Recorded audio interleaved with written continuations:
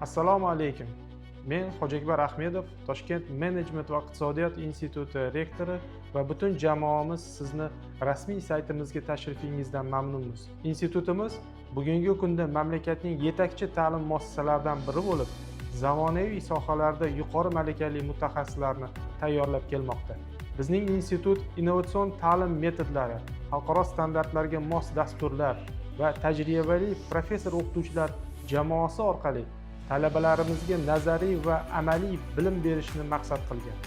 Shuningdek, institutimizning talabalari xorijiy hamkor universitetlar bilan almashuv dasturlarida ishtirok etish, soha subyektlarida amaliyot o'tash imkoniyatlariga egalar.